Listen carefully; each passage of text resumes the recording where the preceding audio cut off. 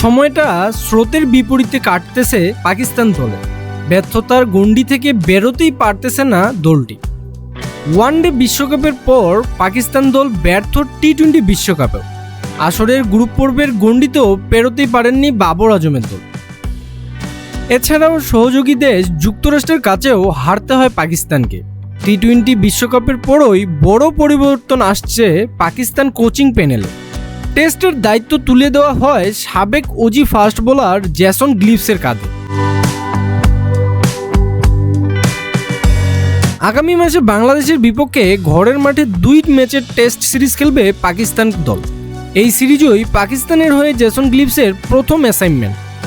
ICC test চ্যাম্পিয়নশিপের অন্তর্ভুক্ত সিরিজের প্রথম টেস্ট রাওয়ালপিন্ডে 21শে আগস্ট এবং 30শে আগস্ট করাচিতে শুরু হবে দ্বিতীয় টেস্ট।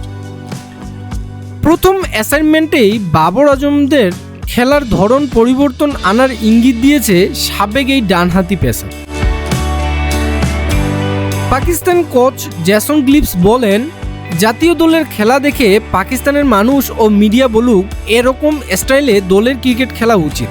কোনো সন্দেহ নেই যে ইংল্যান্ড কেমন ক্রিকেট খেলে। সকলেই জানে অস্ট্রেলিয়া ক্রিকেট দলের মাইন্ড সেটআপ কেমন। এটাই আমরা দলের মধ্যে আনতে চাই। আমার কাজ দলের সবাইকে সমর্থন করা আর ক্রিকেটারদের মধ্যে থেকে সেরাটা বের করে নিয়ে আসা। ফর্মে থাকা ক্রিকেটারদের নিয়ে কোচিং স্টাফের সমন্বয়ে পাকিস্তান দলের উন্নতি করতে চান গ্লিভস। নিজেই সবটুকু উজাড় করে দিয়ে পাকিস্তানকে আবারও ফিরিয়ে আনতে চান পুরনো রূপে। গ্লিভস বলেন, আমি মাত্রই এখানে এসেছি। প্রথমে ক্রিকেটার ও অন্যান্য কোচদের সঙ্গে কিছু বিষয়ে আলাপ করতে চাই। বিশ্বের অন্যান্য দেশ কিভাবে ক্রিকেট খেলেছে সে ব্যাপারে স্পষ্ট জানি। খেলার সঙ্গে সঙ্গীপূর্ণ খেলোয়াড় নিয়ে স্কোয়াড গড়তে হবে এবং এগিয়ে যেতে হবে। এভাবে সবাই মিলে একসাথে কাজ করলে উন্নতি ও সফলতার পথে এগিয়ে যেতে পারব। বিশ্বজুড়ে চলছে ফ্র্যাঞ্চাইজি ক্রিকেট। বিশ্বকাপে ব্যর্থতার পর ফ্র্যাঞ্চাইজি টুর্নামেন্ট খেলতে বেশ কয়েকজন ক্রিকেটারকে অনুমতি দেয়নি পাকিস্তান ক্রিকেট বোর্ড। পিসিবির এই সিদ্ধান্তকে স্বাগত জানিয়েছেন নতুন টেস্ট কোচ। বিষয়টি নিয়ে জেসন গ্লিভস বলেন, ক্রিকেটাররা কেন্দ্রীয় চুক্তির আওতায় রয়েছে।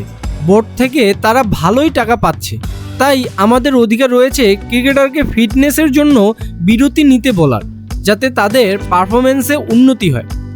এছাড়াও পাকিস্তানের পরের সিরিজের জন্য মানসিক ও শারীরিকভাবে ফিট থাকতে হবে ক্রিকেটারদের। আমরা চাই ক্রিকেটাররা লিগে খেলে অভিজ্ঞতা অর্জন করুক, কিন্তু পাকিস্তানের কোথাও তো ভাবতে হবে তাদের। সবশেষ 15 টেস্টে মাত্র 3 জয়ের পরিবর্তে হারের স্বাদ পেয়েছে 8টি টেস্টে। ড্র হয়েছে বাকি 4টি টেস্ট। তাই তো পাকিস্তান ক্রিকেট দলকে সাবেক অবস্থায় ফেরাতে কঠিন চ্যালেঞ্জ নিয়েছে গ্লিভস।